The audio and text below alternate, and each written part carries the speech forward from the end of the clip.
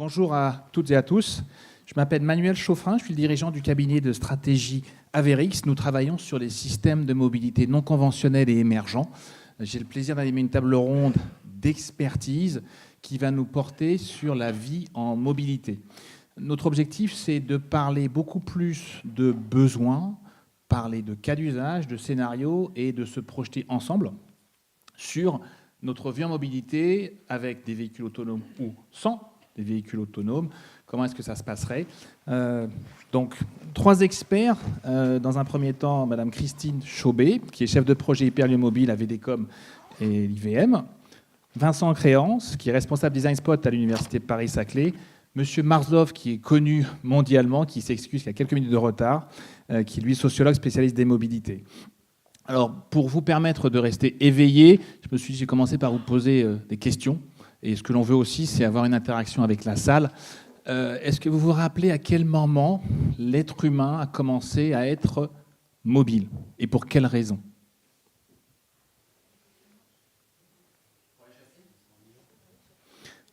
On se rapproche, manger, oui.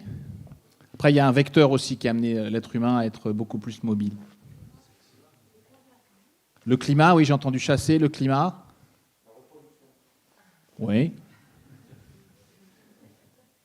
En fait, c'est le besoin qui est lié à un changement climatique, de ce que disent les spécialistes, les archéologistes, et le vecteur de la mobilité humaine, dans un premier temps, en termes de migration, c'est le mouton laineux. Ça remonte à très très loin. Et alors, je ne vous dis pas qu'on fera un parallèle aujourd'hui entre le véhicule autonome et le mouton laineux, mais en revanche, on avait bien un premier besoin, c'est d'étendre un espace territorial, c'est de répondre à un besoin pour aller plus loin et du coup ne pas avoir froid, cultiver. Et on avait bien un vecteur justement de cette mobilité qui est devenue, on le constate tous aujourd'hui, une hypermobilité. Une des grandes contraintes qu'on a encore aujourd'hui, on l'a ressenti ce matin, c'est qu'on a toujours dans nos recherches sur le véhicule autonome et ces nouvelles technologies une approche stochastique. Cette approche-là, elle est liée au fait que l'on se base sur un historique et des données que l'on connaît qui sont antérieures à nos travaux. Si vous dressez un parallèle entre le développement du véhicule autonome et l'arrivée des plateformes digitales de type Google et Facebook, on ne se pose pas les mêmes questions. On a un historique de transport avec la voiture. En premier temps, c'était hippomobile. En revanche, on ne connaissait pas auparavant les plateformes digitales. Et donc, une des invitations qu'on aura aussi ensemble avec nos experts, c'est de se poser la question sur est-ce que l'on va avoir un changement radical en termes de mobilité qui est lié à un vecteur qui va être la technologie autonome, ou est-ce que potentiellement on ira se poser des questions de se dire il est possible de rester immobile, en tout cas de ne pas se déplacer. Quelques éléments aussi, on se posait la question ce matin, combien d'entre vous sont venus en voiture aujourd'hui ? Ça peut être un élément de se poser la question est-ce qu'on est venu en voiture ou pas, mais en revanche, quand on observe les flux de mobilité aujourd'hui, on s'aperçoit que la plupart d'entre nous nous déplaçons pour en moyenne moins de 10 km par jour, mondialement parlant. Moins de 10 km, ça peut se faire sans voiture, encore une fois. Donc, la première des questions, et puis vous allez voir quelques éléments qui vont circuler sur le diaporama. Je vais commencer avec Christine et vous passer la parole. Christine, la problématique en fait, des scénarios et des usages possibles en termes de véhicules autonomes, par rapport à vos travaux et ce que vous conduisez actuellement, vous voyez les choses comment ? Donc merci pour l'invitation, en tout cas aujourd'hui. Donc je me présente un peu plus longuement. Je suis Christine Chaubet, je suis chef de projet du projet Hyperlieu Mobile à l'IVM VDCOM. Le projet Hyperlieu Mobile est né en 2017 d'une interrogation et d'une réflexion de Yann Lerich, directeur du véhicule autonome et directeur de l'Amérique du Nord chez Transdev. Et Yann Lerich est venu voir l'IVM en connaissant un petit peu la qualité des travaux, c'est-à-dire de manière très pluridisciplinaire et avec des interlocuteurs venant de plusieurs domaines. Et il nous a interrogés et il a demandé à Mireille Appelmüller, la directrice de l'IVM, disant « Je dois travailler sur le véhicule autonome. Le véhicule autonome, j'ai l'idée, de toute façon, que ce sera plus que le remplacement du conducteur par un robot. Mais qu'est-ce qui va se passer dans un véhicule autonome ? Qu'est-ce qui va se passer dans un véhicule dans lequel on ne conduit plus ? Et quelles sont les activités que, potentiellement, on pourra avoir dans un véhicule ? Donc à l'image de l'Institut pour la ville en mouvement, Mireille Appelmüller a monté un comité de pilotage très diversifiés. Donc avec Yann Le Riche donc de Transdev, Pauline Boger de la Roque qui travaille à l'innovation chez Michelin, et puis Éric Gauthier qui travaille, Pauline qui travaille pour la prospective chez Michelin, et Éric Gauthier qui travaille à l'innovation à La Poste. Et puis avec ces entreprises-là, autour de la table, on a réuni aussi quatre chercheurs, donc Jean-Pierre Orfeuille, spécialiste des transports et des mobilités urbaines, Carlos Llop, qui est chercheur urbaniste catalan et qui travaille, qui enseigne à l'Université Polytechnique de Barcelone, Laetitia Dablan, directrice de recherche et spécialiste de la logistique à l'IFSTAR. Et puis, il y avait aussi Christian Licop, qui est sociologue des sciences et des techniques et qui travaille à Télécom Paris Tech. Voilà. Pour compléter un petit peu cette brochette de chercheurs et d'experts autour de la table, on a aussi invité le bureau Cité, spécialiste des mobilités, à venir réfléchir avec nous sur potentiellement quelles seront les activités et quelles seront la mutation des activités lorsque le véhicule sera autonome. Donc autour de la table, ils ont pris la décision collégiale un petit peu de se dire on n'est pas devin, on n'est pas prospectiviste, donc qu'est-ce qu'on fait, comment on pourrait savoir et comment on pourrait imaginer les choses et les activités et les usages qu'on aura du véhicule autonome demain. Et donc il a été pris la décision de regarder un petit peu les activités qui se font actuellement dans le monde à l'intérieur de véhicules ou à l'aide d'un véhicule, c'est-à-dire les activités mobiles. Donc, une particularité de l'IVM, c'est d'avoir des bureaux à l'étranger, en Chine, en Brésil et en Argentine, et puis de travailler avec des chaires universitaires partout dans le monde. Donc, on a demandé aux équipes internationales de mener les enquêtes et de récolter un petit peu toutes les activités mobiles qu'elles pouvaient recenser à travers des fiches analytiques très poussées. Et donc, ici, là-haut, vous voyez un petit peu, on a essayé de mettre... Alors, on avait droit à tout, donc c'était et des cas existants et des concepts qui émergeaient dans chacun des pays et de l'imaginaire aussi qui avait existé dans le passé ou qui étaient des images de futur. Donc nos équipes internationales ont rassemblé plus de 600 cas d'activité mobile partout dans le monde. Et donc, il nous a paru aussi après important de mener des enquêtes plus approfondies sur une vingtaine de ces activités qui étaient pertinentes. Qu'est-ce qu'il en ressort de cette phase 1 du projet Hyperlieu Mobile ? C'est qu'on a rassemblé toutes ces activités, on les a classées dans une typologie avec des catégories très dessinées, et on a regardé un petit peu entre ce qu'il existait et le début de changement, un petit peu les gènes des changements d'activité en mobilité, ce qui se passait.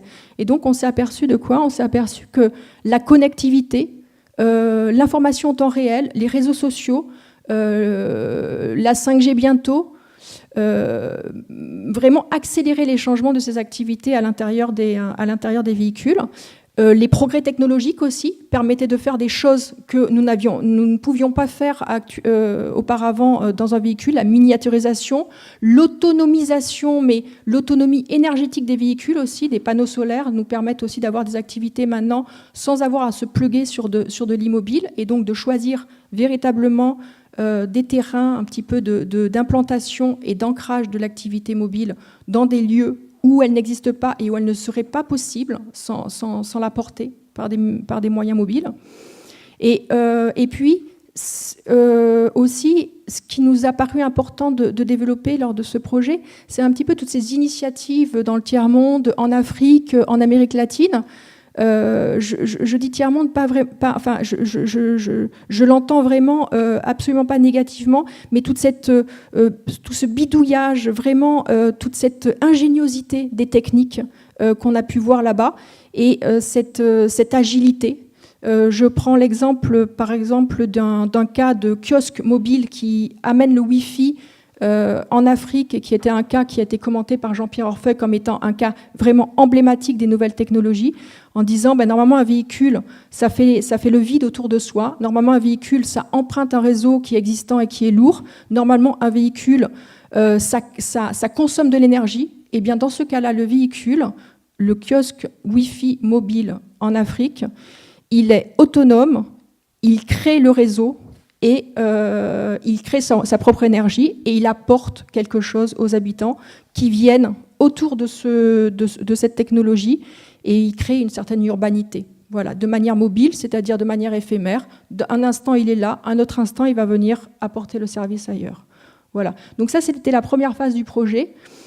Donc on a vu des changements potentiels et des changements d'évolution là, grâce à ces progrès techniques, à ces progrès écologiques aussi de technologie, et à ces progrès de connectivité.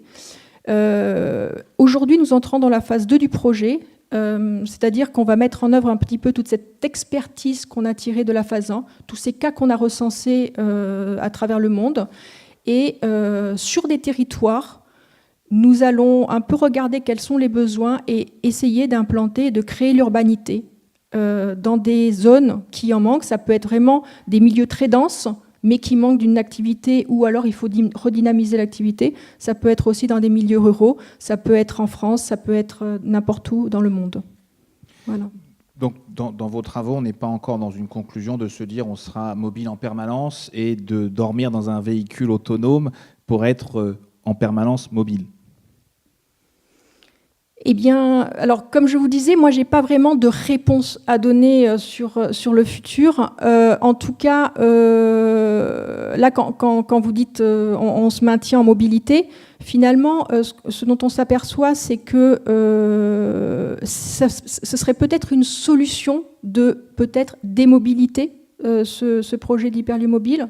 Que sais-je ? Je ne sais pas encore. Il faut vraiment aller se confronter à la réalité lors de la phase 2 pour se rendre compte de ce qu'on peut apporter au territoire. Apporter du service. Alors, je vais quand même repartir sur, voyez-vous, l'IVM. L'IVM anime des projets, des programmes de recherche et d'action. Donc là, on a fait la partie recherche et on est en train de commencer la partie action. Et c'est dans un but, c'est identifier des sujets qui sont orphelins, des sujets qui n'étaient pas à l'agenda. Et c'est pour favoriser ça, la mobilité autonome des individus. C'est-à-dire qu'on a parlé un peu de démobilité. La démobilité, c'est très bien. Écologiquement, c'est vertueux. Mais la démobilité, il faut en avoir le choix. C'est-à-dire qu'il n'y a pas longtemps, je lisais un article de Michel Lusseau dans la revue Tech. La mobilité, c'est quand même le vecteur principal d'inégalité spatiale, disait Michel Lusseau. On sait ce que l'inégalité spatiale entraîne en inégalité sociale.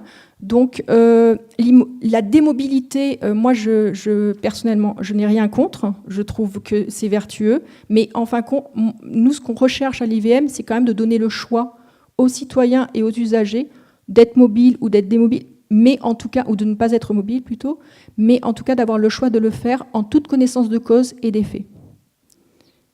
C'est très intéressant. Alors, Vincent, face à ces hyperlieux mobiles, il y a une question aussi, c'est de se dire comment est-ce qu'on les conçoit, que ce soit l'hyperlieu, que ce soit l'objet qui va nous permettre de nous déplacer, qu'on soit hypermobile ou qu'on soit démobile ou qu'on soit dans une activité nouvelle.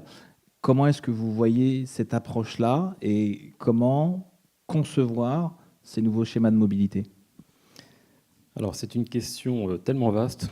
Peut-être que je peux dire 2 mots sur mon parcours parce que ça va peut-être alimenter une forme de réponse, d'ailleurs, à la question que vous avez posée. Donc, moi, je suis designer de formation. J'ai pratiqué j'ai été praticien, on va dire, pendant un peu plus de 30 ans. Dans différentes entreprises, soit en conseil, en agence, soit intégré dans un grand groupe, et dans des domaines très variés, et puis également à nouveau à la tête d'une agence qui travaillait d'ailleurs en grande partie dans le domaine du transport, design de transport, non pas individuel, mais plutôt collectif. Voilà, donc une agence qui était spécialisée, on dessinait des transports collectifs un peu partout dans le monde. Et ça, c'était avant de rejoindre l'université. Mais tout ça pour dire que la question de la conception agite toujours les designers. Moi, j'aimerais, pour commencer à y répondre, livrer une vision un peu paradoxale sur la question de la réponse aux besoins. Parce que très souvent, quand on doit développer un produit, une innovation, un véhicule autonome, etc., on a toujours tendance à partir de ce qu'on pense être un besoin. Donc on interroge les gens, on essaye d'enquêter, on fait des focus group, comment dire, on phosphore sur ce qu'on pourrait imaginer comme être les besoins de demain, etc., etc. Or, quand on est dans une démarche d'interrogation des besoins, on pose la question à notre entourage, et l'entourage répond sur la base de ce qu'il sait d'aujourd'hui. Il ne projette pas. Les gens ont trop de mal pour ça, et donc répondent sur « moi, mes besoins, aujourd'hui, c'est ça ». Et aujourd'hui, en fait, c'est le passé. C'est les résultats de leur expérience, en quelque sorte. Moi, jusqu'à maintenant, j'ai expérimenté tout ça, ce qui fait qu'aujourd'hui, je suis capable de vous dire que mes besoins sont ceux-là. C'est un constat. Voilà. En fait, on regarde dans le rétroviseur. On regarde, c'est une vision du passé. Et toute la problématique de la conception, c'est d'arriver à dépasser cette vision du besoin pour l'emmener à un autre, je dirais un autre niveau, un autre étage qui est très incertain, sur lequel on n'est pas capable de garantir la vérité, que ça va se passer comme ça, etc., etc. Mais on est obligé de passer à un autre niveau qui est pas moins que on va dire la compréhension des besoins, c'est plus la compréhension intuitive des choses, c'est-à-dire plus les désirs, ce qu'on souhaiterait avoir, ce qu'on pourrait imaginer vouloir demain, mais vouloir dans le sens intime, quoi, presque émotionnel.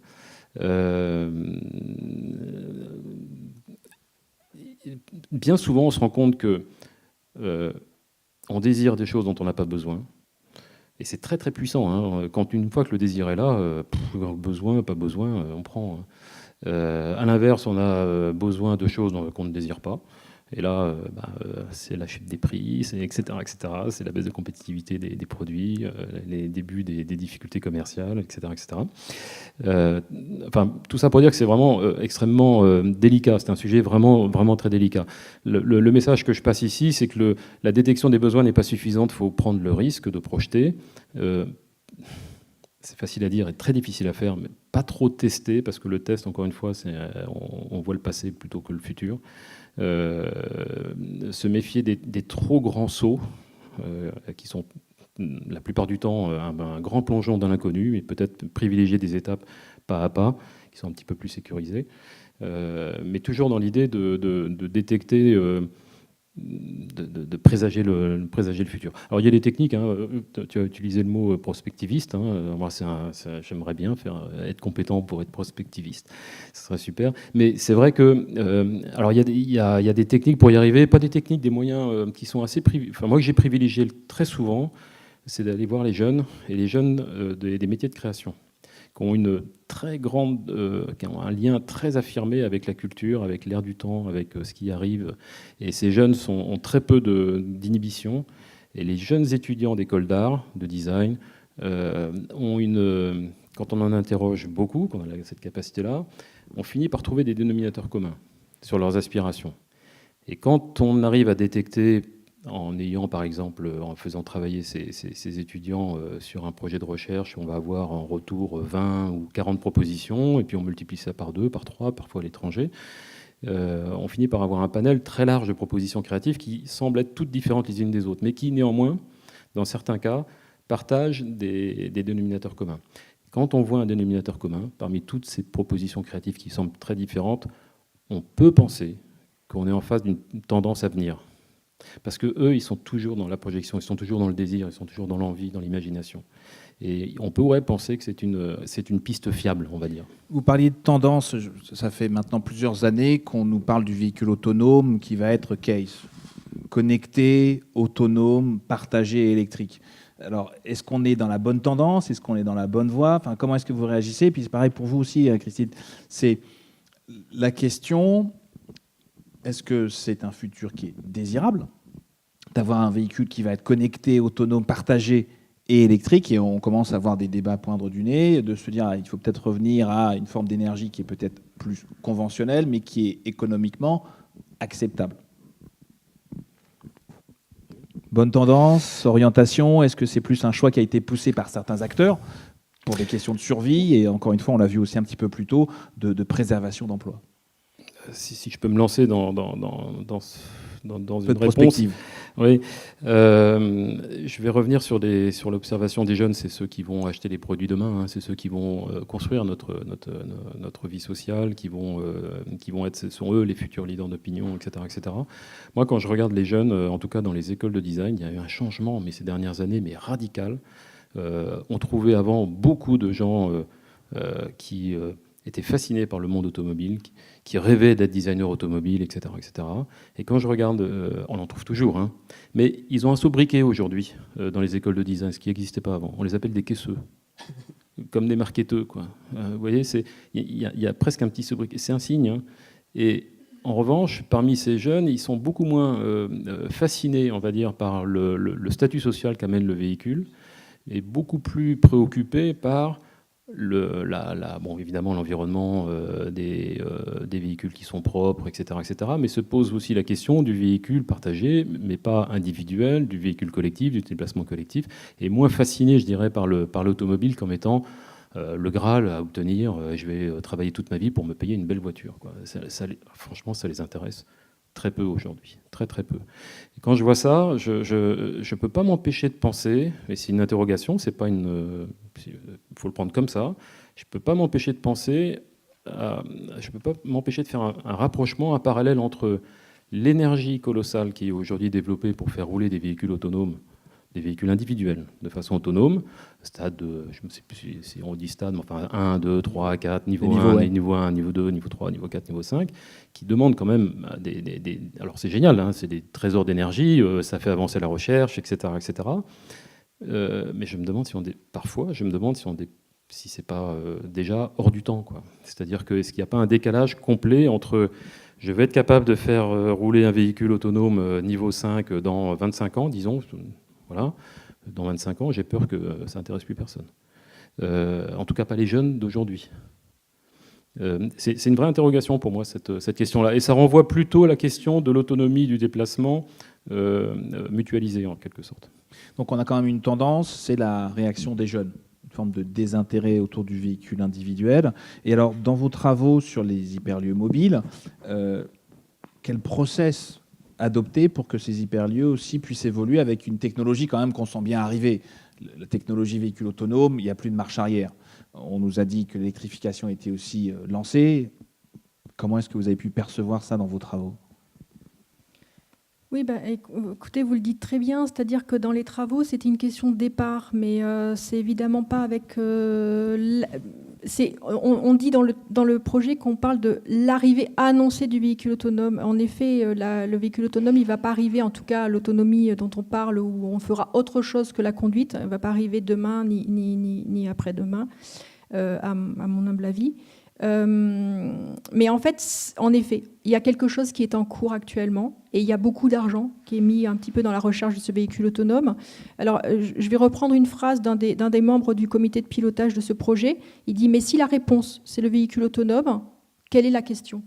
À quoi nous essayons de répondre avec le véhicule autonome ?» Et ça, je ne suis pas sûre qu'on ait encore réfléchi à ce concept-là de départ. À quoi doit répondre le véhicule autonome ? Alors, je vois que Jean-Pierre Orfeuille est arrivé dans la salle. Jean-Pierre Orfeuille fait aussi partie du comité de pilotage avec Yann Le Riche. Et très certainement, on parlera du livre qu'il a sorti sur le véhicule autonome. Donc, je ne sais pas vous répondre vraiment sur... je ne sais pas répondre à votre question. En tout cas, il y a des questions à se poser sur le véhicule autonome. Et les questions qui sont véritablement à se poser, je crois que c'est la collectivité locale qui doit se la poser et ne pas laisser les intérêts industriels, peut-être tout seul, mais que ça doit se faire collégialement autour de la table, parce que le véhicule autonome, comme le dit Jean-Pierre Orfeuille, ce n'est pas tout à fait la même technologie qu'un smartphone. Et c'est-à-dire qu'on va faire autre chose dans une voiture que se déplacer. Mais le smartphone, ça reste quelque chose comme un objet privé. Tandis que la voiture, c'est un objet social qui occupe l'espace public. Et l'espace public, c'est quand même encore à la collectivité locale et l'intérêt général qui doit primer. Et donc, le véhicule autonome, il y a des questions à se poser. Et donc, il y a un concept qui a été présenté par Jean-Pierre Orfeuille et Yann Le Riche dans ce livre, qui vraiment est passionnant et qui s'adresse en fait aux collectivités locales, comment piloter le véhicule autonome au service de la ville. Et donc, voilà, je laisserai vraiment présenter son bouquin, mais je voulais vraiment faire une introduction là-dessus. Oui. Voilà.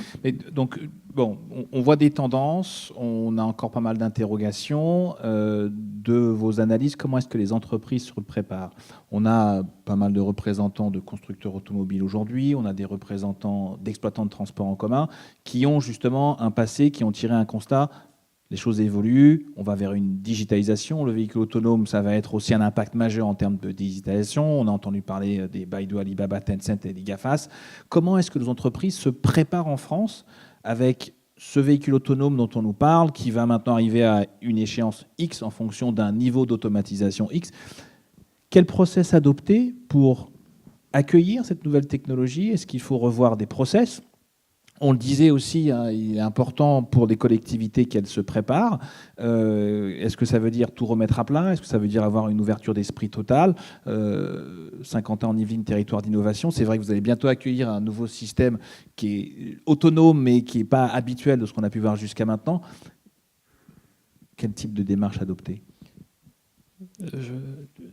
Tu parlais de l'espace collectif. Et par rapport à cette question là, de la façon que peuvent avoir les entreprises de s'adapter à ces grandes évolutions, je pense qu'il faut les recadrer également. Enfin, elles doivent aussi recadrer leur réflexion dans l'espace collectif dont tu parlais à l'instant. Si je prends par exemple le cas de Paris, alors on a toujours une vision très parisienne des choses, hein. C'est ce que je disais par exemple tout à l'heure sur la désattirance des jeunes vis-à-vis de l'automobile, c'est très parisien ou banlieue parisienne, parce qu'il y a les transports en commun, parce que bon, quand on est à la campagne, le véhicule ne fascine peut-être plus les jeunes, mais ça reste quand même un besoin important. À Paris, il y a plein de jeunes qui passent plus leur permis de conduire. Pour revenir sur le sujet de la collectivité territoriale, il est intéressant de regarder, enfin moi je regarde Paris par exemple. Paris, il y a eu Haussmann, parce que visiblement ça circulait plus, et à l'époque c'était pas des véhicules motorisés, c'était les calèches, les chevaux, etc. etc. Ensuite, la ville s'est adaptée au véhicule, à la voiture. Elle s'est façonnée autour de la voiture au fur et à mesure, la construction du périphérique, les autoroutes, etc., aux portes de Paris. Et puis Paris même, qui s'est complètement façonné autour de je vais faire rouler le maximum de véhicules parce que c'est ce que les gens veulent.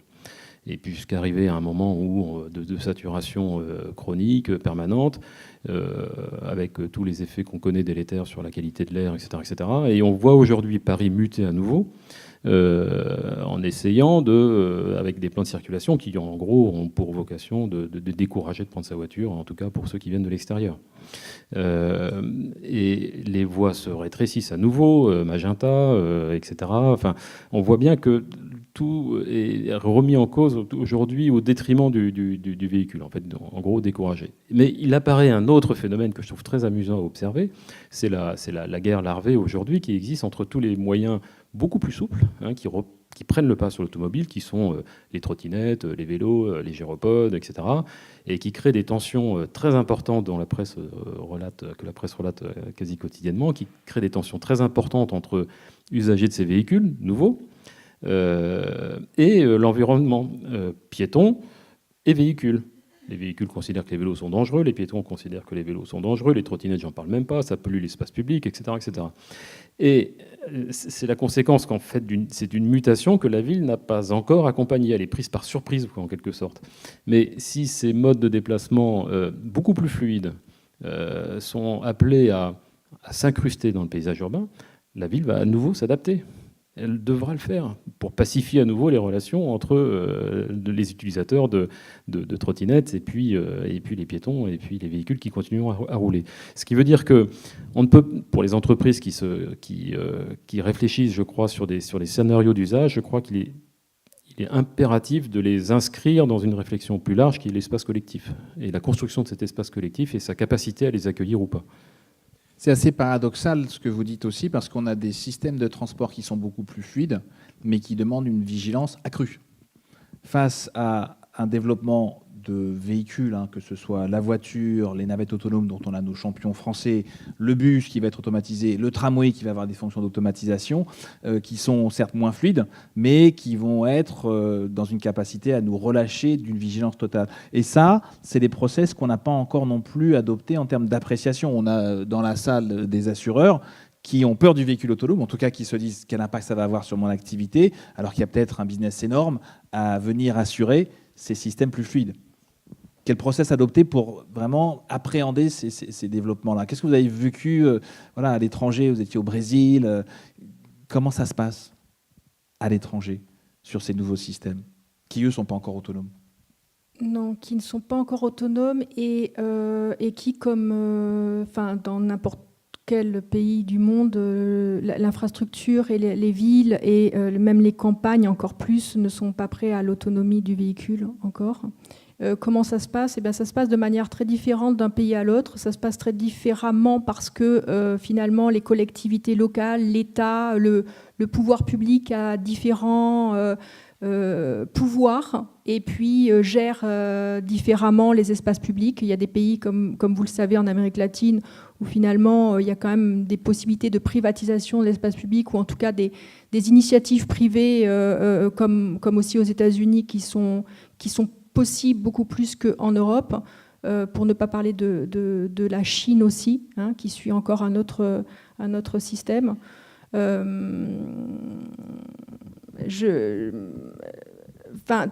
Tous les pays, culturellement parlant, en effet, vous parlez de fluidité. En effet, de toute façon, ça rend encore plus complexe la ville. C'est-à-dire que on est dans un partage de l'espace public en ce moment. On a arrêté un petit peu la ségrégation des espaces avec du transport lourd et puis le piéton qui finalement n'y trouvait pas trop sa place non plus. Donc en effet, il y a quand même une certaine complexité à essayer maintenant de développer des mobilités fluides et de partage d'espace. Mais ce à quoi justement le véhicule autonome, je crois que l'arrivée du véhicule autonome va re-questionner cet espace public qui est pour le moment partagé. Comment est-ce qu'on va faire circuler un véhicule autonome qui est rempli de capteurs, dans une infrastructure remplie de capteurs, avec la coexistence de mobilités qui sont souples, avec des piétons qui vont être en capacité de traverser n'importe quel moment et qui vont arrêter le véhicule autonome. Est-ce qu'on n'est pas... pour l'instant, il y a beaucoup d'expérimentation en zone ouverte, en zone fermée. Est-ce qu'on ne va pas être obligé de refermer un petit peu les voies du véhicule autonome pour qu'elle marche et qu'elle soit plus fluide? Ça, je ne sais pas. Je sais pas vous répondre là-dessus et je ne sais pas ce qui sera décidé. C'est encore une fois, justement, genre de décision un peu de la collectivité et du pouvoir public de savoir le véhicule autonome, à quoi ça doit répondre. Vincent, du coup, en termes de design, est-ce qu'il faut concevoir un véhicule autonome qui va embarquer des centaines de trottinettes? Alors, on parlait culture, vous me posez une autre question, mais encore une fois, tout est lié, toujours.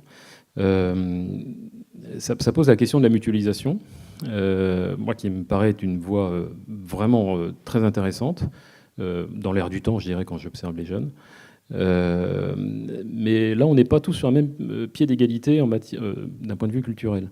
Si vous prenez par exemple mutualisation, ça veut dire mise à disposition en gros d'un certain nombre d'équipements auprès de la société, mais pas d'une personne, de façon plus ou moins libre. Ça suppose un respect du bien commun. Quand on est en Asie, en Chine, j'y ai passé pas mal de temps, tout va bien. Il y a un respect du bien commun dans ces pays-là, encore aujourd'hui, qui est quand même assez remarquable. J'ai plein d'anecdotes là, sur ces sujets, et qu'on a du mal, nous, à préserver ici, dans nos pays occidentaux. Donc, des trottinettes n'importe comment, des vélos ou des mêmes Chinois qui mettent des systèmes de vélos en libre service qui marchent remarquablement bien en Chine, qui finalement jettent l'éponge à Paris parce que c'est trop coûteux parce que les vélos se font voler, démonter, etc. etc. Donc on n'est pas...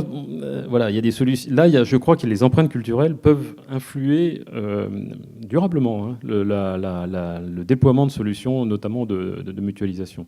Et c'est vrai qu'on n'est pas très avantagé ici en Occident sur ces questions de mutualisation parce qu'on a un problème de respect du bien commun qui est quand même relativement déficient, avec avoir toutes les dégradations qui sont commises quotidiennement dans les métros, dans tous les espaces de transport collectif.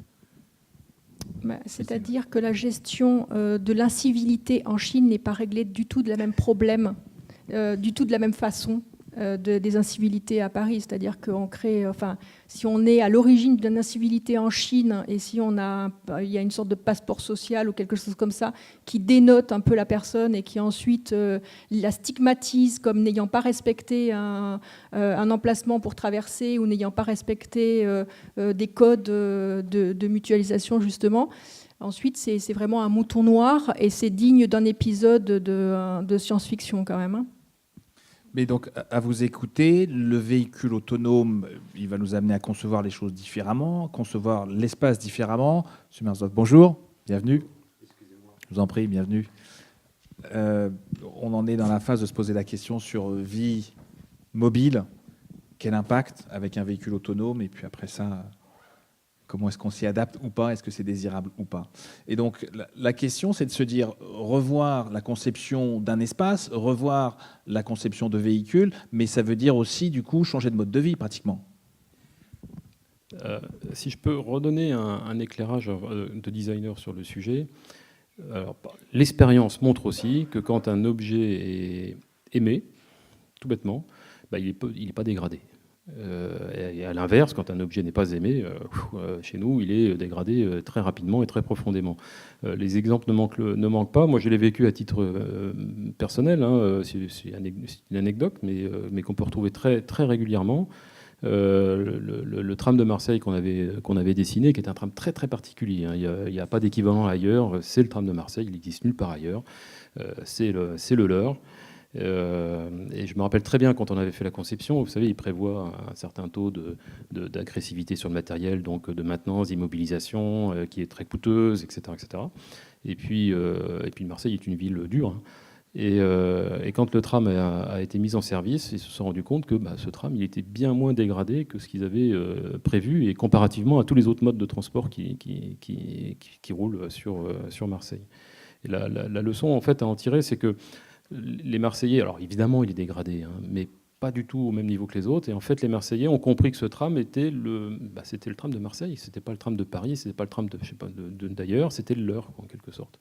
Et visiblement, ils ont pensé d'abord qu'ils avaient été bien traités, parce que c'est vrai que le matériel a été bien fait, d'une part, et d'autre part, ils se sont appropriés cet objet et qui subit des dégradations, mais bien inférieures à ce qui peut arriver. Et je crois, alors ça je ne voudrais pas trop l'affirmer parce que je n'ai pas de source sûre, mais je crois que c'est un peu la même chose avec le Transilien aujourd'hui, les rames donc, des trains de banlieue là, complètement rénovés, beaucoup plus respectées que les anciennes. Donc, conclusion, presque, c'est les trottinettes, on les adore et on les déteste. Parce qu'on en retrouve beaucoup qui sont endommagés. Vélib, on l'adore et on le déteste. Véligo, je crois qu'on n'a pas encore de statistiques. Monsieur Mersdorf, socialement, le véhicule autonome, le fait de se dire on va avoir plein de voitures qui vont être autonomes, qui vont nous rendre plus fluides, qui vont nous permettre d'aller acheter plein de choses chez Amazon, Google, avec tout type de services, est-ce que c'est vraiment désirable ? D'abord, excusez-moi pour mon retard, je me suis un petit peu embourbé dans les lignes du Transilien et donc voilà, d'où quelques minutes, voire même une vingtaine de minutes de retard. Bonjour, je suis Bruno Mersdorf, je suis sociologue et en fait, oui, la question des usages elle est primordiale et celle de la question de l'offre et de la demande aussi sont primordiales.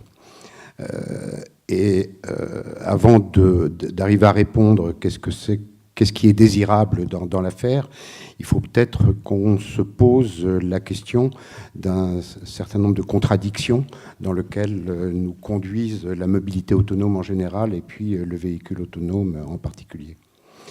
Et ces contradictions, en fait, elles tiennent d'une part à l'inertie du système.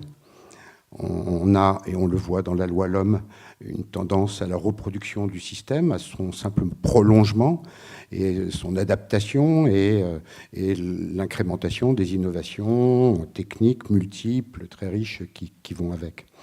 Donc là, c'est une contradiction entre cette inertie et puis une demande des usages, eux, qui sont totalement ailleurs. Ils sont totalement ailleurs, d'une part parce que dans une étude, dans la dernière étude que nous avons livrée sur les usages émergents de la ville, auprès de 4000 Français, 3000 autres Européens, il y a deux notions qui sortent de façon très importante. C'est une lassitude, en fait, une mobilité subie. 60% de la population ressent en fait une mobilité subie au quotidien. Donc ça, c'est assez problématique. Et l'autre notion qui est sortie là-dedans, qui est très très étonnante, c'est que la moitié de la population, 48% précisément, souhaite vivre ailleurs que là où ils vivent. Donc ça pose une question de la ville et ça pose la question de l'intensité des mobilités. Et en face de ça, donc, un marché qui, lui, non seulement est en train de capitaliser sur ce qui s'est fait pendant un siècle en matière de voitures et s'est élargi à toute une série de nouveaux acteurs, tous les acteurs du numérique, les Google, etc., mais aussi l'assurance, l'immobilier, toute une série de filières sont entrées là-dedans, dans cette espèce d'immense marché, et anticipent une suite qu'on ne voit pas forcément se dessiner, puisque cette voiture autonome, elle est loin d'être là.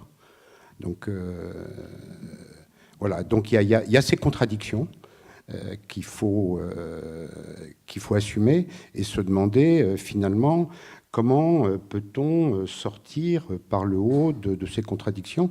Donc bien évidemment, d'abord en écoutant les usages, et ce qui va conduire à un certain nombre de conclusions, notamment sur un impératif de proximité, de réduction des déplacements, de passer d'une mobilité subie à une mobilité choisie, ce qui veut dire d'organiser différemment son travail, des accès au commerce, etc. Mais ce n'est pas simplement ça, il faut aussi intégrer toute une série de notions qui, même si elles s'éloignent de l'usage, impliquent bien évidemment les usagers. C'est bien évidemment les injonctions de l'écologie, les injonctions environnementales qu'on ne peut pas ne pas prendre en considération. Et c'est quand même bien elles qui dictent d'une certaine manière d'avancer et de réduire de manière drastique à la fois la consommation d'énergie et la production de pollutions diverses nuisibles. Donc il y a cette question-là.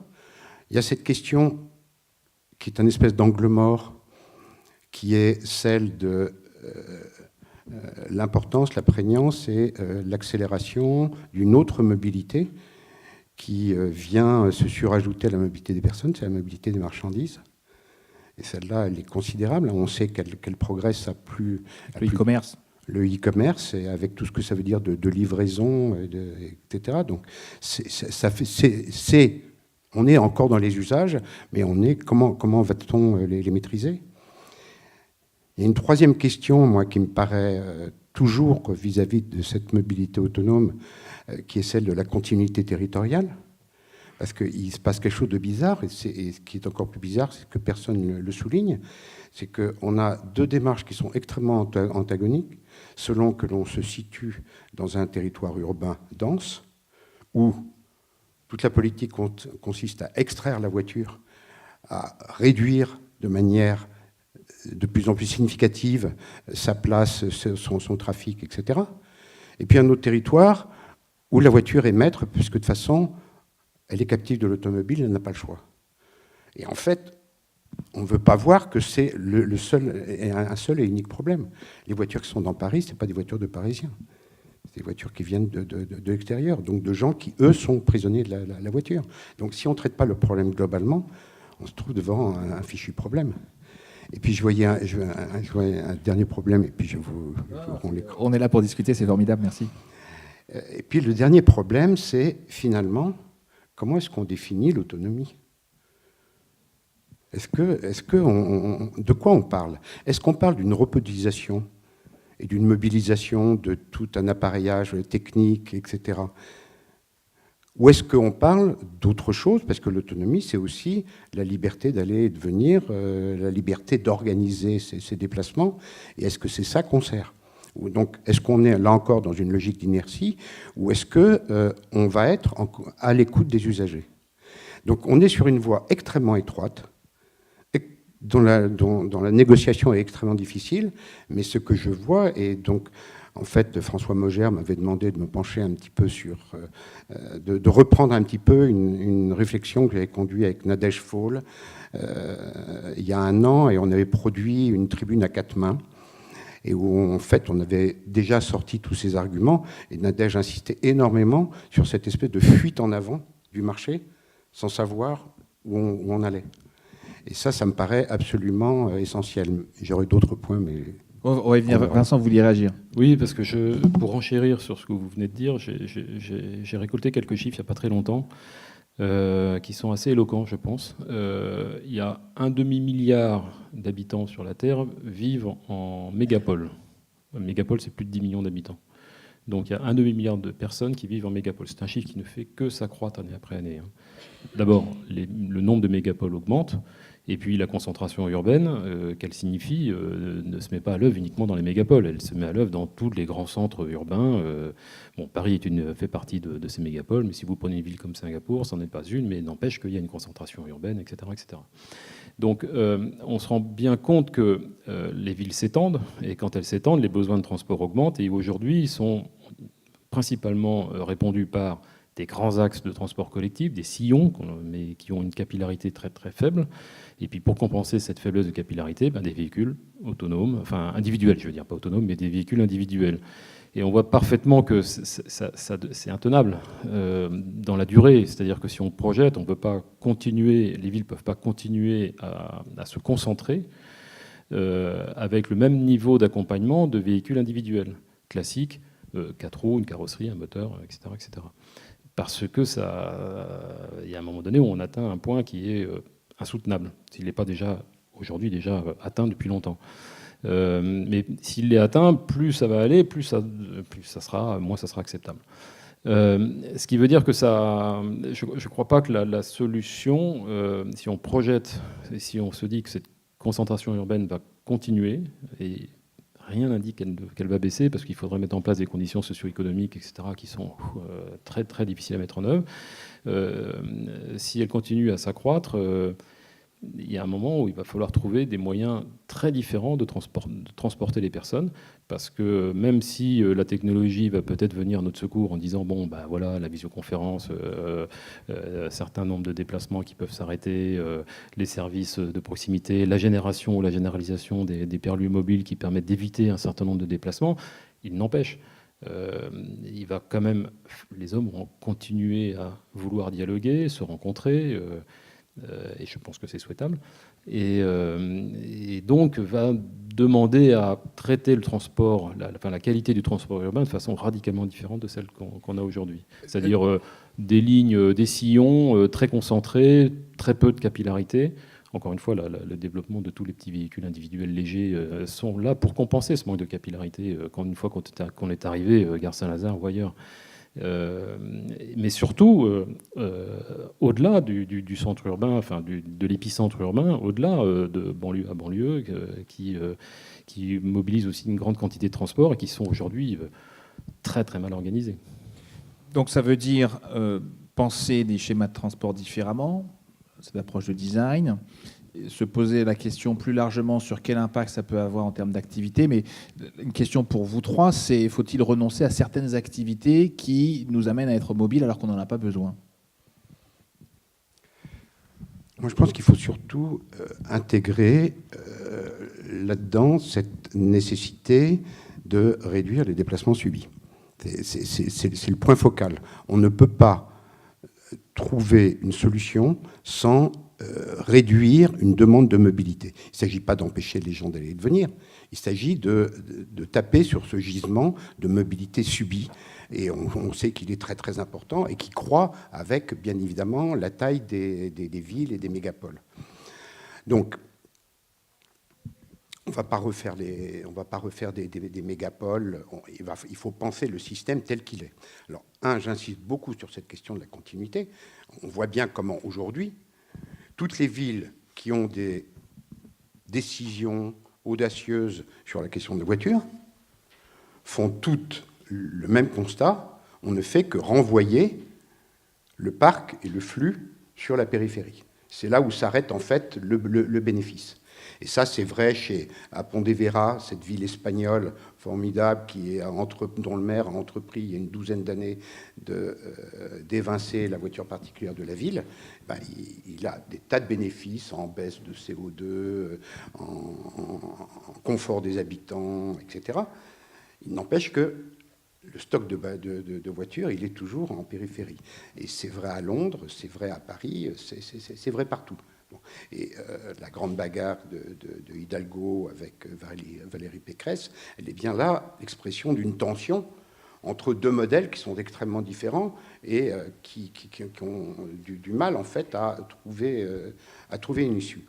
Donc, moi je pense qu'il faut sortir de la question de la mobilité en sortant de la question des transports, c'est-à-dire en se posant la question de la ville. Donc, comment peut-on refaire de la proximité ? Je rappelle qu'il y a 50 ans, 60 ans, enfin avant la massification totale de la voiture, il y avait 600 000 bars et cafés en France. Aujourd'hui, il y en a 20 000. C'est quelque part le témoignage, l'indicateur d'une baisse de l'offre de proximité, et les commerces sont à la même aune. Les commerces, les services, etc. Et on voit bien qu'un des éléments des Gilets jaunes, ça a été justement une plainte contre la disparition des services, etc. Donc, bien évidemment, à partir du moment où vous supprimez les ressources, vous êtes obligé d'aller les chercher à chaque fois plus loin. Donc, la question de fond, c'est celle que nous traitons dans le cadre de la Fabrique des mobilités, dans le cadre de Chronos, avec les études qu'on fait sur l'Obsoco, dont la prochaine porte d'ailleurs sur ce sujet de la proximité, c'est comment peut-on recréer de la proximité ? Comment peut-on faire revenir et c'est là où éventuellement le véhicule autonome pourra trouver une application, parce que des navettes, parce que des rabattements, parce que la circulation entre un maillage de hubs, etc., là, il va trouver une place formidable. Mais les gens, ils ne sont pas à corps et à cri à courir après le véhicule autonome. Ça leur passe au-dessus de la tête aujourd'hui. C'est pas la question. On dépasse, à vous écouter, les messages qui nous sont passés, que ce soit par les constructeurs automobiles ou les plateformes digitales de type Uber, qui sont dans la génération du besoin, qui sont même parfois dans la subvention du besoin. On voit bien un Uber qui vous propose un code de réduction si vous invitez vos proches et ainsi de suite. C'est repenser nos besoins de mobilité. Et donc cette proximité, pour vous, le véhicule autonome, il devra être plus partagé, ou il pourrait rester, c'est un des débats qu'on avait ensemble, où il peut rester encore dans un premier usage individuel, ou est-ce qu'il faut complètement revoir la caisse dans laquelle on pourrait circuler ?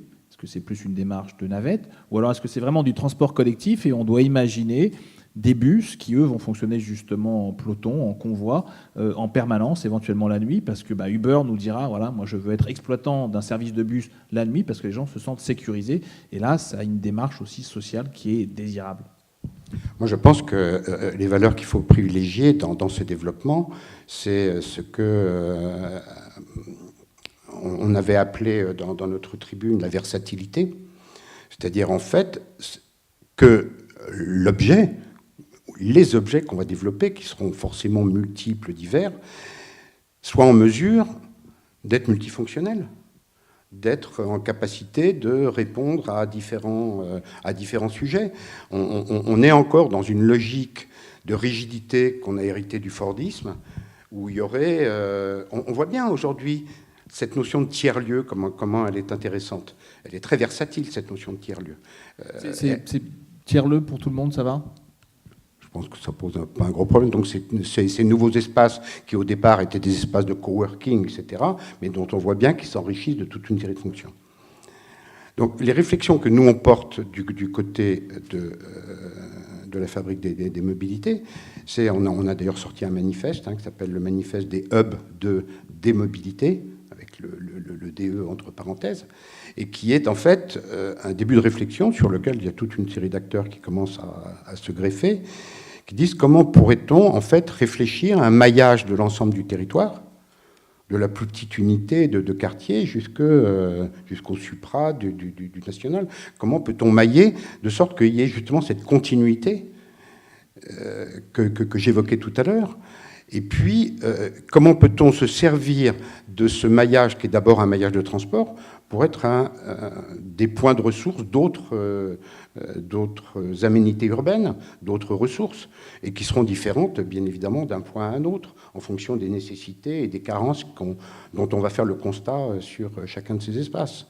Donc, c'est clair que ça appelle à une rupture assez fondamentale, parce qu'on n'est plus dans un modèle industriel, on est dans un modèle très labile, très agile, mais qui doit avoir quand même des règles génériques qui sont celles que j'évoquais tout à l'heure. Est-ce qu'on devrait arriver dans un premier temps à avoir une forme de passe de mobilité qui va intégrer l'acceptation d'un nouveau mode de vie ? Et étant en France, on parle souvent de droit, mais est-ce que du coup la conscientisation d'un besoin de mobilité doit devenir aussi un devoir de réflexion ? Est-ce que j'ai besoin de me déplacer ? On n'a même pas besoin d'en arriver au devoir. Je veux dire, j'ai dit les chiffres qui disent l'urgence ressentie du côté des usages de réduire la mobilité. Cette mobilité subie, elle est à la fois extrêmement pénible, elle est improductive, elle n'a aucun sens. Donc, rentrons dans la question de la mobilité par là. C'est-à-dire en disant, il y a là des injonctions qui viennent des usagers et qui en plus rencontrent cette nécessité que l'on a de réduire le volume de mobilité, dont je rappelle qu'il ne cesse de croître. Si on fait un Grand Paris Express, c'est qu'on continue d'être en retard. C'est d'ailleurs assez drôle. Il y a eu l'autre jour à l'Arsenal une séance qui a été sur le Grand Paris Express qui a été ouverte par la ministre. Et il y avait une table assez bizarre où il y avait Frédéric Mazella et où il y avait un directeur technique de Uber. Et Frédéric Mazella défendait la notion de démobilité, qui est un peu paradoxal pour un producteur, pour un opérateur, mais en même temps, il se rend bien compte que ces voitures circuleront mieux s'il y a moins de voitures sur le système. Bon, donc, et puis, il y avait le discours fou de Uber, qui est en train d'imaginer des taxis volants, quoi. Donc ça, c'est la modernité, c'est le progrès, c'est Jules Verne. Voilà, on va être dans... qui est une folie furieuse. Ça existe déjà, il y a des hélicoptères depuis 20 ans à Sao Paulo qui vont d'une tour à une autre. C'est une folie furieuse, quoi. Est-ce que c'est ça l'avenir qu'on veut ? Est-ce que c'est ça la ville qu'on veut ? On pose beaucoup de questions en termes d'antagonisme et de pression économique qui sont fortes. Le panel précédent, voilà, quel impact sur le développement de l'emploi, comment préparer aussi les transitions. Encore une fois, les hyperiomobiles, vous en avez identifié 600 avec un focus sur 100. Est-ce qu'il y en a certains qu'on pourrait supprimer ? On n'a pas réfléchi comme ça au projet. Je vais répondre à votre question, mais je voulais juste rebondir un petit peu sur votre question précédente, sur quel est le devoir justement de réfléchir à la non-mobilité. Comme je vous le disais, dans le comité de pilotage, il y a Laetitia Dablan, qui est directrice de recherche et spécialiste de la logistique à l'IFSTAR. Ça fait partie d'un volet très important aussi du projet, c'est-à-dire les activités en mouvement, c'est aussi beaucoup de logistique. Et si on considère que finalement on doit faire réfléchir individuellement aux gens de devoir rester chez eux, rien ne leur interdira de se connecter sur Internet et de commander des choses qui viendront de Chine. Et du coup, par leur démobilité à eux, de toute façon, ils feront venir des marchandises. Et on sait tous maintenant que les villes sont transformées par la logistique, sont transformées par ces cyclistes qui sont en train de nous apporter... le plateau repas d'un restaurant dans lequel on avait l'habitude de descendre parce que c'est en bas de la rue. Près de chez moi, il y avait un commerce de proximité Voilà, pour raconter un petit peu ma vie. Il y avait un commerce de proximité, une droguerie, qui a fermé et a ouvert un restaurant Frischti. Alors je me suis un peu intéressée parce que ça m'a quand même interpellée, cette devanture de commerce Frischti, avec une paroi vitrée, donc à la fois transparence, et puis il y avait un film comme ça qui empêchait de voir à l'intérieur, et c'était un vélo qui était dessiné sur cette vitrine. Donc évidemment, je me suis approchée, je suis anthropologue de formation, et puis je me suis rendu compte que je n'avais pas accès à ce commerce je n'avais plus accès en tout cas à ce commerce de proximité, et qui était en bas d'immeubles, en plein centre de Paris.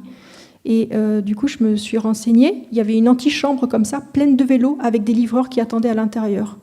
En fait, il y avait même des tags dans la rue qui me disaient « Frischti, on vient de s'installer à côté de chez vous. Si vous voulez commander, passez par l'application et nous vous livrerons. » Et donc, moi, ça ne me dérange pas du tout, mais c'est un fonctionnement et c'est une nouvelle organisation de la société qu'il faut prendre en compte, ça. Donc, moi, je veux encore continuer peut-être à descendre dans la rue, mais je n'ai plus accès. Il faut que je passe par un cycliste. Juste une autre petite anecdote. J'ai fait livrer un colis, parce que je fais partie un petit peu de ces personnes qui se font livrer aussi dans un relais près de chez soi. Voilà. Et quand j'ai reçu l'annonce du colis que je faisais livrer dans le relais le plus proche de chez moi, donc qui est à 600 mètres, j'ai eu tout de suite une application qui s'est ouverte et qui m'a dit « Vous souhaitez être livré à partir du relais colis, c'est à partir de 2 €. C'est-à-dire qu'on me proposait une livraison des dernières centaines de mètres comme une prestation. Donc le fait que moi, je ne sois plus mobile ou que je réfléchisse à cette démobilité, bon, il faut quand même que je continue à vivre, et il y a des gens qui vont se remuer pour moi. Donc je ne sais pas si on peut réfléchir vraiment comme ça au niveau de la démobilité. C'est surtout une autre organisation. Et quand vous parliez de mobilité qu'il faut essayer de réfléchir ou de réduire, c'est finalement la mobilité en soi, c'est pas un mal. C'est la mobilité telle qu'elle existe, mais de bouger, et ça n'engendre pas normalement le fait de se réunir, le fait de bouger, ça n'a pas forcément comme ça des facteurs négatifs. C'est la manière dont actuellement les choses fonctionnent qui pose un problème. C'est assez préoccupant quand même de se dire qu'on fait face à un constat terrible de immobilité parce qu'on a un système qui est saturé. On parle de démobilité parce qu'on doit avoir une approche qui doit réfléchir à nous rapprocher. Mais parfois, on entend des inquiétudes majeures de se dire on aura peut-être des camions qui vont être autonomes dans lesquels on aura des lieux de rencontre, mais uniquement Facebook. Et face à ça, on a toujours la pression des plateformes digitales et la démarche économique, comme on l'a vu dans les télécoms, où auparavant, on avait encore un budget qui était allouable à autre chose qu'un abonnement ADSL qui est devenu un abonnement aux fibres, qui devient un abonnement aux gigas, bientôt au 5G. Et encore une fois, dans ces tensions justement économiques et sociales, qu'est-ce que l'on pourrait donner comme priorité pour concevoir justement la démobilité en ayant un développement quand même assez serein du véhicule autonome ?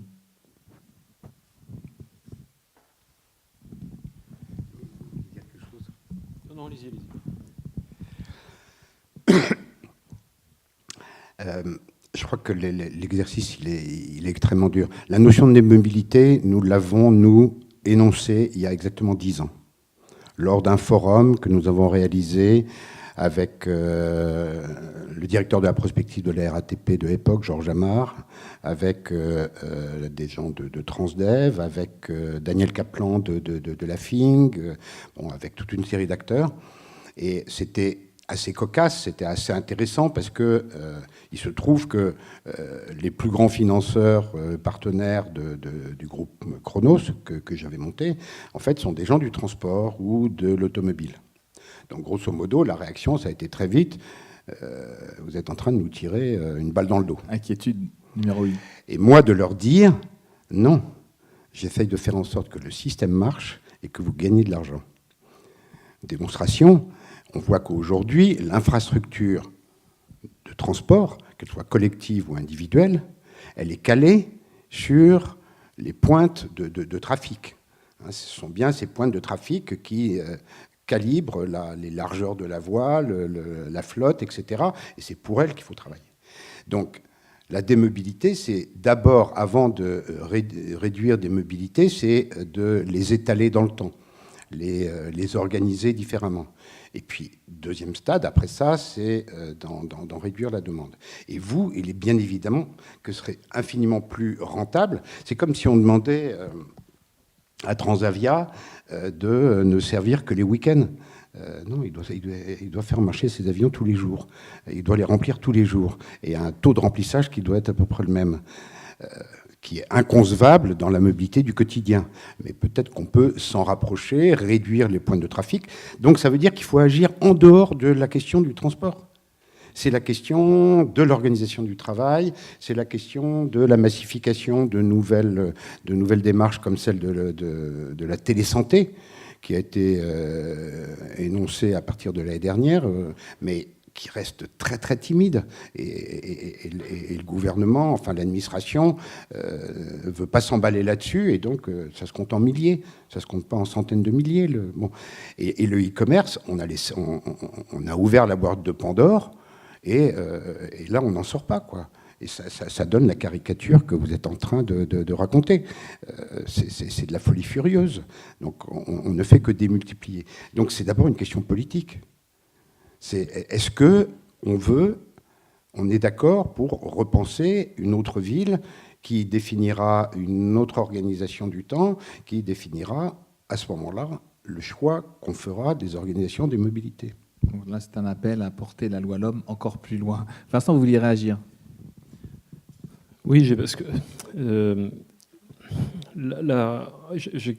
j'ai l'impression quand même qu'on est dans un système qui arrive, en gros, un modèle, je dirais, de déploiement des transports, c'est-à-dire déplacer des personnes ou des biens, et de plus en plus de biens. Un modèle qui atteint vraiment ses limites. Moi, c'est ce qui me paraît le plus criant. Et quand on est dans un modèle qui est en train de dépasser ses limites, on le ressent. Pour autant, mettre en place les actions politiques dont vous parliez, on n'y est pas encore. Et notamment, il suffit de regarder comment est traitée la question du transport de masse à Paris aujourd'hui. Politique de grands travaux, Grand Paris, des lignes dans tous les sens, etc. C'est très vertueux, hein, je ne dis pas le contraire. Il est nécessaire à un moment donné de reconnecter ces banlieues, éviter de repasser par le centre de Paris. Tout ça va dans le bon sens en matière de transport collectif. Mais on raisonne toujours par sillon, par déplacement de masse, sans trop se préoccuper, à mon sens, de ce qui se passe après, quoi. C'est-à-dire qu'il ne s'agit pas simplement d'aller à une gare à une autre, mais il s'agit d'aller de chez moi à un autre lieu. Et là, ça devient tout de suite beaucoup plus compliqué. Si j'ajoute à ça, donc on a l'impression d'un modèle à bout de souffle qui continue à se reproduire sur les mêmes schémas, alors qu'il ne résout pas complètement la problématique. Si on ajoute à ça l'idée que notre monde mute, mais à une rapidité incroyable avec les évolutions technologiques, notamment la dématérialisation, le numérique, etc., j'ai l'impression qu'on arrive à une situation où tout est imprédictible, en quelque sorte. Et quand on est dans une situation imprédictible, je crois que le réflexe de survie qu'on doit avoir, tout le monde, c'est une situation de souplesse. C'est-à-dire que les politiques d'être très déterministes, on va faire ça, on va emmener la société avec nous dans telle voie, dans telle direction, etc., me paraissent plus adaptées. Je crois que si on doit aborder la question du transport, c'est des modes de transport qui soient les plus souples possibles, c'est-à-dire ceux qui vont... Vous l'aviez dit tout à l'heure, vous parliez de versatilité. Versatilité dans la fonction même du mode de transport, mais aussi dans ses circulations. Aujourd'hui à tel endroit, demain ailleurs, parce qu'il y a un centre d'intérêt qui s'est créé. Voilà.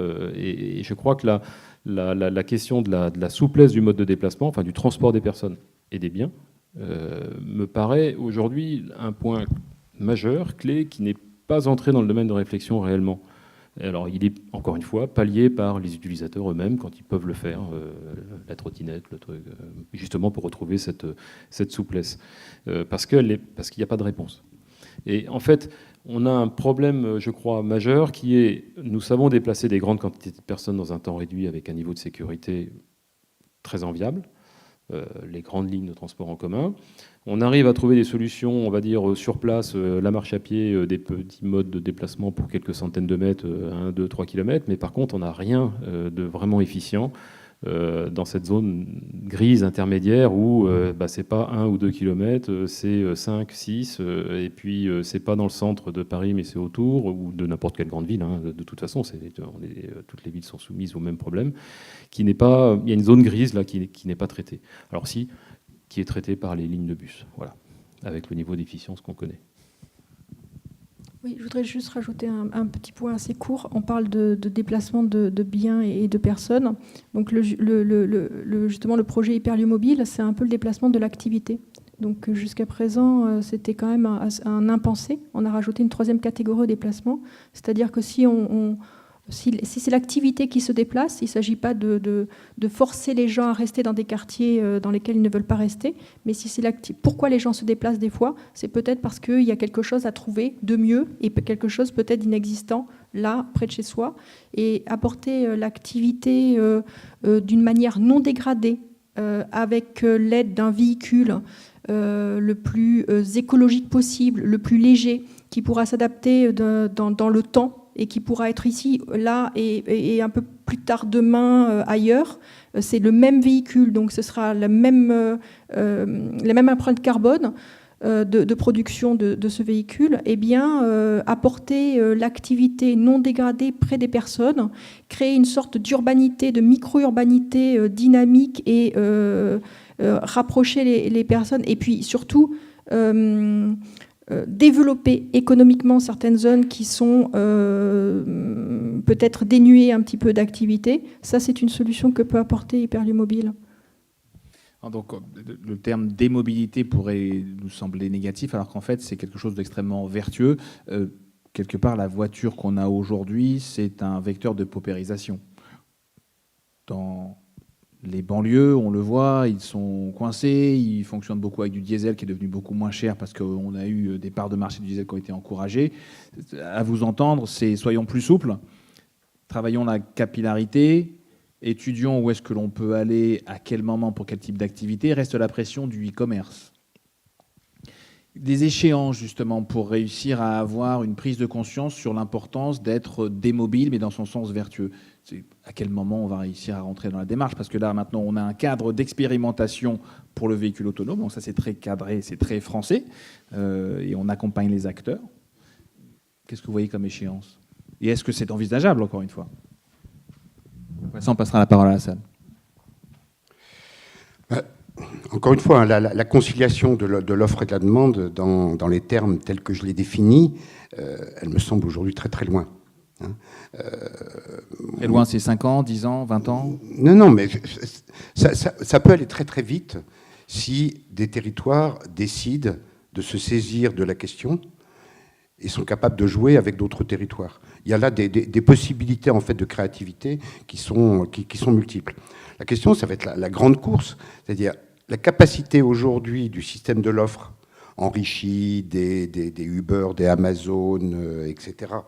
Elle est tellement puissante qu'il va être très difficile d'arrêter ou de réorienter cette force dont on voit qu'elle est extrêmement négative. Donc je ne jette pas le bébé avec l'eau du bain, hein. Il ne s'agit pas de rejeter le système de voiture à la demande ou tous les bénéfices que l'on a avec toute une série d'applications, etc. Mais je dis, comment peut-on les orienter de sorte à être à la fin, une réduction des motorisations? Donc cette réduction des motorisations, elle n'est pas engagée. Elle n'est pas engagée. Vincent, Christine?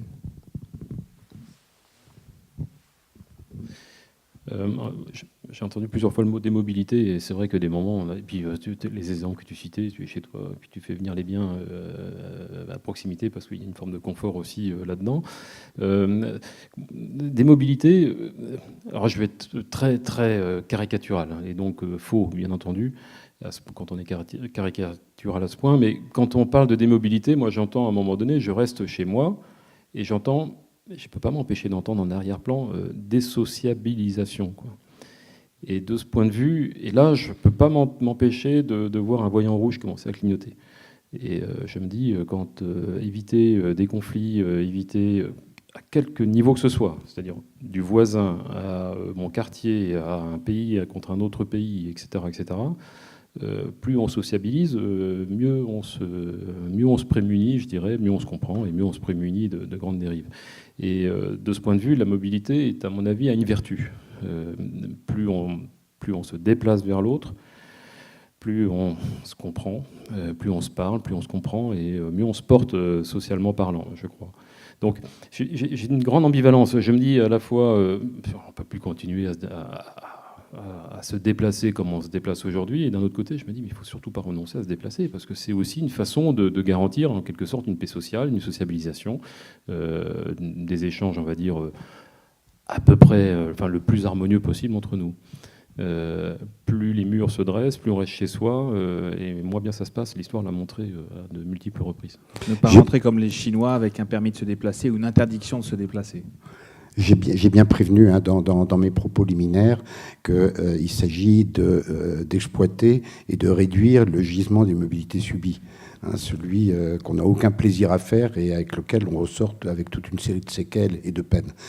Non, je pense qu'il faut non seulement encourager, mais développer une mobilité de proximité. Je pense qu'il y a aussi une question derrière le travail sur la ville, l'urbanisme pour changer les mobilités, c'est qu'il y a aussi un besoin de voisinage.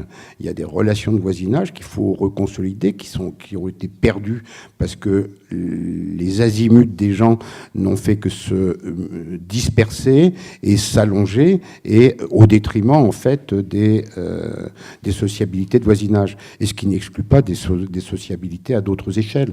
Donc merci de ne pas me ranger dans la politique répressive de l'Empire chinois. Loin de là, je pense, le projet que l'on a.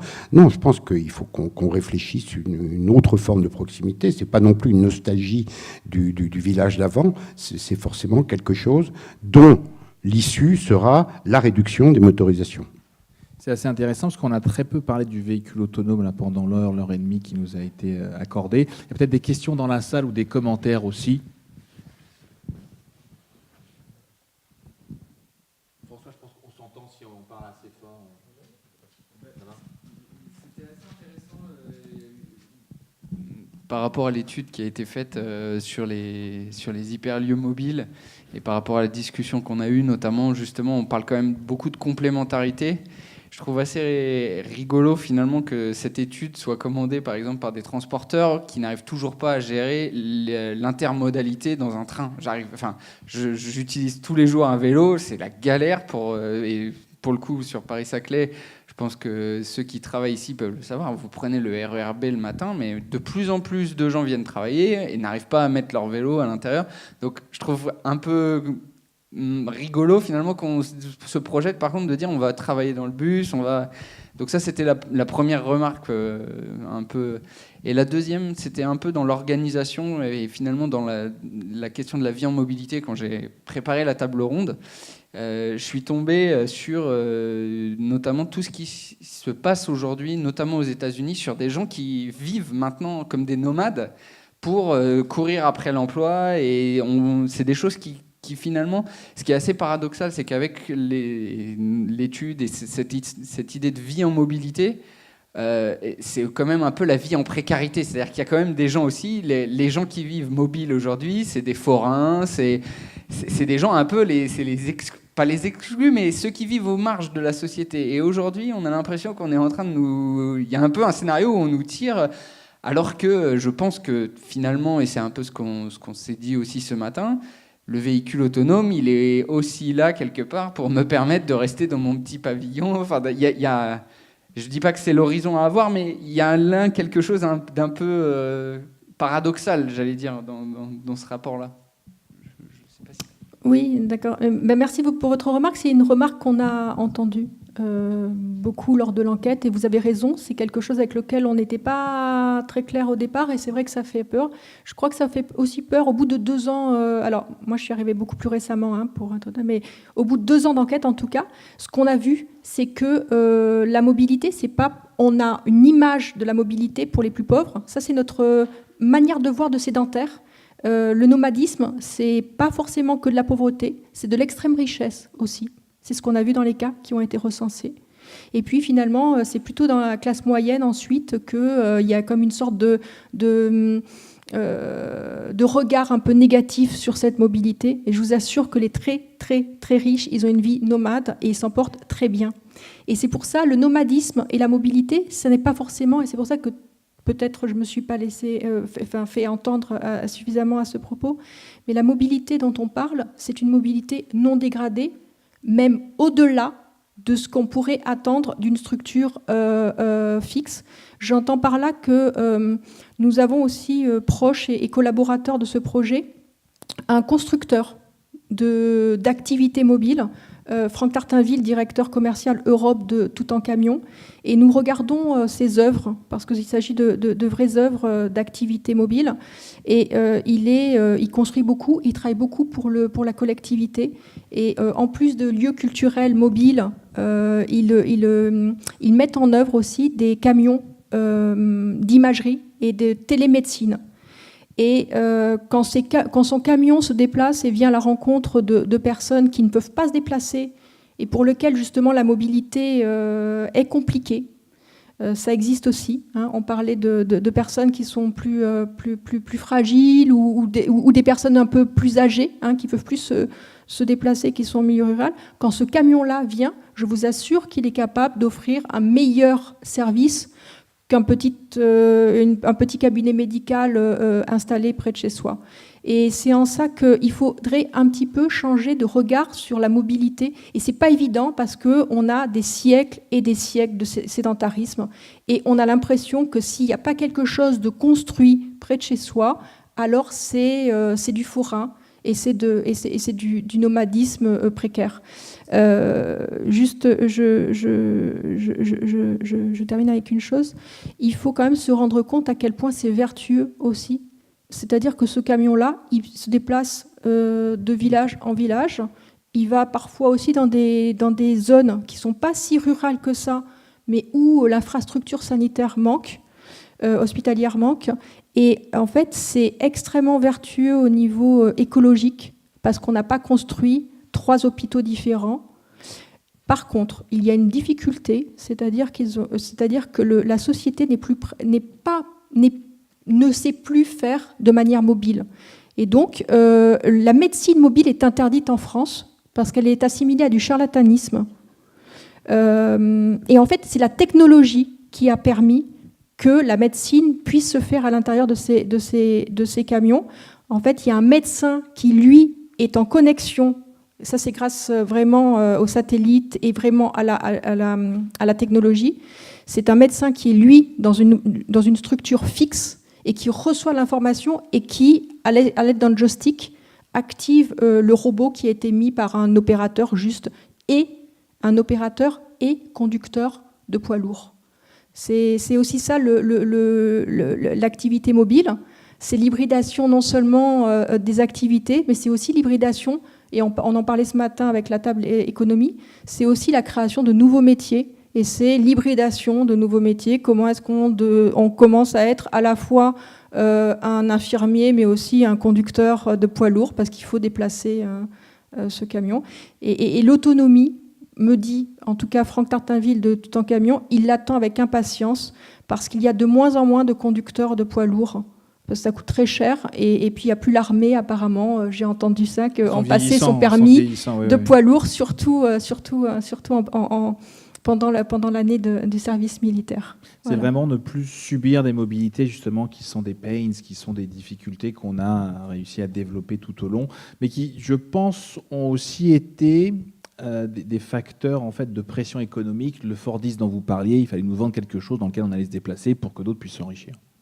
Oui, enfin avec ce paradoxe absolument incroyable que cet objet est sans doute l'objet qui a la plus faible productivité qu'on puisse imaginer, puisqu'il est utilisé 5% de son temps avec en moyenne 1,2 personnes dedans. Donc c'est quand même que Ford, à la tête quand même de cette philosophie de la productivité, ait réussi à cracher le produit le plus improductif des temps et de la planète, c'est quand même une sacrée histoire. Non, je souscris tout à fait à ce qui vient d'être dit. Dans ce qui est en train de changer et ce sur quoi on peut s'appuyer, il y a en effet une véritable transformation de nos rapports à l'espace, de nos rapports aux distances, de nos rapports aux échelles, et donc cette forme de nomadisme que vous évoquiez. Je pense qu'il faut y être attentif.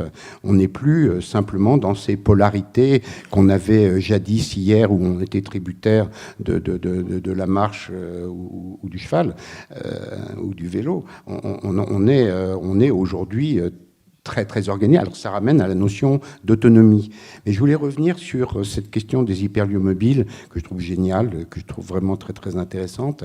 Et dans la tribune que nous avions publiée avec Nadège, en fait, que j'ai relue avant de venir ici, je me suis aperçu que j'avais cité en fait un projet très intéressant de Toyota au Japon, qui était justement dans la versatilité. Ils sont en train de réfléchir, mais ils réfléchissent avec Pizza Hut, avec Uber, avec toute une série d'autres acteurs, justement pour être dans cette espèce de versatilité. Mais ça suppose un déménagement de l'esprit, mais qui est considérable, parce qu'en effet, on est, comme vous le disiez tout à l'heure, très prisonnier de certaines conceptions.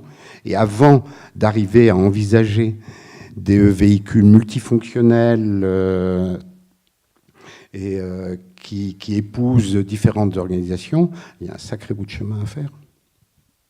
D'autres questions et d'autres commentaires peut-être? Alors, juste en face. Oui, Véronique Wiesinger de la FNOT, Fédération nationale des associations d'usagers des transports. Je trouve qu'il y a un point sur lequel, dont vous parliez, qui est la question de la qualité de ce qui est offert. Et je pense que c'est très important. Ce qu'on constate en zone rurale, par exemple, puisque moi j'habite entre une zone rurale et Paris, c'est que les gens sont très méfiants de ce qu'on va leur proposer et qu'ils ont peur d'une offre dégradée. Donc vous avez répété plusieurs fois qu'on ne va pas offrir quelque chose de dégradé. Et je pense que c'est tout à fait capital pour amener ce changement. Sinon, il y a une méfiance qui fait qu'il y aura un rejet, à mon avis. Il y a cette exigence, en effet. Puis il y a une autre exigence qui est rentrée dans nos ADN avec un siècle d'automobile, c'est l'immédiateté. Comment fait-on pour être sur du porte-à-porte quand on n'a plus la voiture et pour être sur du porte-à-porte à n'importe quel moment? C'est un défi absolument énorme, qui n'est pas un défi à Paris, mais qui est un défi à Bazouges-la-Pérouse, c'est clair, et même à Saclay. Ça veut dire aussi pour chacun d'entre nous commencer à s'approprier son propre besoin de transport en y réfléchissant à deux fois. Mais est-ce que c'est pas aussi aller vers une forme de déplacement qui est communautariste, c'est-à-dire certains quartiers vont s'organiser pour avoir des flottes de véhicules autonomes pour servir leurs propres besoins et s'affranchir d'un exploitant qui peut être national ou international? Ça devient extrêmement difficile parce qu'on a un encombrement de réglementation qui gère quand même les parcs motorisés qui rendent très difficile des mutualisations. Donc il y a là de très grosses difficultés. Mais il y avait une tribune en janvier de Jean-Marc Hoffner qui est patron de l'agence de Bordeaux d'urbanisme et qui réfléchissait aux enjeux des gilets jaunes. Et il disait, en fait, fondamentalement, la question, c'est comment je me déplace, où je me déplace, à quelle heure je me déplace. Et ça, si je peux arriver à le maîtriser, à ce moment-là, il n'y a plus de problème. Donc, c'est cette question-là à laquelle on ne répond pas. Oui, alors par rapport à votre question, c'est vrai que personnellement, je touche un peu du bois parce que c'est vrai qu'en Europe, on n'a pas eu des cas comme ça qui sortaient dans le projet Hyperlieu-Mobile. Par contre, ce que vous disiez, un petit peu de sorte de dispositif privé de flotte de véhicules, dans l'enquête, dans les enquêtes approfondies, il est ressorti qu'au Brésil, il y a un système qui s'appelle les fretados et qui est très connu. Et en Chine aussi, les promoteurs de quartiers, loin de Shanghai, organisent et vendent l'appartement avec le service de mobilité. Comme une sorte comme nous on achèterait un parking en même temps qu'un appartement. On a vu pour l'autopartage avec les véhicules électriques. Oui. Et là ça se passe dans un bus et en plus offre une activité dans ce bus. C'est-à-dire que par exemple au Brésil c'est un quartier fermé qui s'offre un bus, un entre-soi, une sorte de privatisation de l'espace public et des voiries puisqu'ils empruntent des voies de bus et on sait à quel point c'est congestionné là-bas. Ils s'offrent aussi une activité. Ils fêtent un anniversaire ensemble, ils ont un cours d'anglais ensemble. Et puis, ces personnes-là, elles ne partagent plus le commun du transport en commun. C'est une sorte d'entre-soi où jamais plus la rencontre ne se fait. Donc on peut considérer que c'est un transport en commun parce que c'est un bus et que c'est vertueux, mais enfin, il s'agit quand même d'une privatisation. En Chine, c'est la même chose. C'est quelque chose qui est organisé donc avec l'achat d'un appartement dans des quartiers qui sont relativement fermés aussi. Et on offre comme ça des activités aussi dans le bus. Et ce sont des bus qui prennent des voies réservées et qui ont une privatisation de l'espace public. Et c'est vraiment le genre de dispositif dont il faut se méfier en Europe parce que c'est vrai qu'il y a des réglementations, mais je ne suis pas sûre que ça ne puisse pas arriver et que personne n'en ait jamais eu l'idée. Merci beaucoup. Je regarde l'heure qui tourne, on pourrait continuer à discuter. Peut-être pour chacun d'entre vous, une recommandation dans les prochaines étapes sur justement la future vie robomobile ou la vie en mobilité, mais vertueuse. Une reco, on pourrait en avoir beaucoup, et une reco. Sans réfléchir, donc une petite bêtise. Non, j'ai l'impression que les axes de réflexion qu'on doit avoir en termes de mobilité sont moins aujourd'hui sur les véhicules individuels que sur la capacité à partager, je crois, du bien commun, d'une part, et de pouvoir le partager de façon extrêmement souple, que ce soit en termes d'usage proposé à l'intérieur de ces lieux, en quelque sorte, que ce soit en termes de desserte, que ce soit en termes d'horaire, parce qu'il ne faut pas oublier qu'une grande partie aussi des problèmes de circulation auxquels on est confronté aujourd'hui sont liés à la simultanéité des horaires dans les entreprises, dans tous les services publics, où tout le monde ouvre à peu près entre 8h et 9h et termine entre 17h et voilà. Et de façon tout à fait rigide, alors que le monde a complètement changé autour de ce système-là. Et si on pourrait se dire que ça paraît totalement aujourd'hui désuet, enfin, cette fixité des horaires qui génère énormément de difficultés de qualité de transport, et notamment de transport subi, comme vous le mentionniez, provient en quelque sorte aussi de cette rigidité, je trouve, moi, des horaires de travail et de fonctions publiques, enfin de services publics. Mais et pour arriver à ça, je crois qu'il y a des éléments clés, c'est la souplesse, c'est la versatilité dont vous parliez tout à l'heure.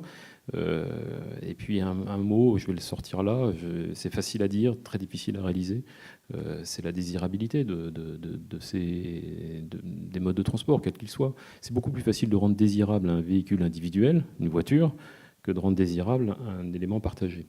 Et c'est pourtant un élément, à mon avis, totalement clé de la diffusion de ces véhicules. Donc versatilité, souplesse, mutualisation, désirabilité.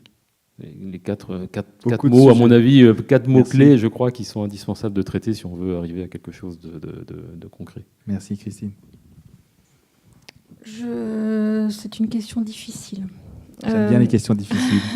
C'est une question difficile à laquelle je ne sais que répondre que ce qui me paraît indispensable, c'est de laisser le choix aux usagers et de leur offrir toutes les manières d'être autonomes dans leur mobilité. Donc là, on n'a pas parlé beaucoup du véhicule autonome, mais par contre, à mes yeux, l'autonomie, la mobilité autonome des individus et des usagers elle me paraît indispensable. Mais par contre, pour qu'elle soit possible, il faut offrir le choix et le contexte pour que ce soit possible. Je voudrais juste ajouter une chose, c'est qu'on n'a jamais eu autant besoin de se rencontrer. C'est ce que disait un petit peu Vincent, pardon. Mais on n'a jamais eu autant besoin de se rencontrer qu'avec les outils technologiques qui pourraient nous démobiliser justement ou nous empêcher d'être mobiles. On n'a jamais eu envie autant de se rencontrer. Et donc, peu importe, je pense que ça c'est du Michel Dussault aussi, peu importe le lieu, mais c'est vraiment le dispositif où peuvent se rencontrer des lignes de vie à un moment donné qui fait qu'on crée un lieu. Et ça, c'est peut-être une solution de l'hyperlieu mobile. Peu importe le lieu, on peut créer une sorte de rencontre entre les personnes et créer une micro-urbanité temporaire. Merci. Pour moi, ma recommandation, ce serait d'inverser en fait complètement cul par-dessus tête le sens du raisonnement, c'est-à-dire réfléchir la ville qu'on veut, et puis à partir de ça, réfléchir le quotidien qu'on peut organiser sur cette ville. Et c'est à partir de ce moment-là qu'on peut essayer de concevoir quelles sont les mobilités qui vont et qui ne seraient pas limitées au transport.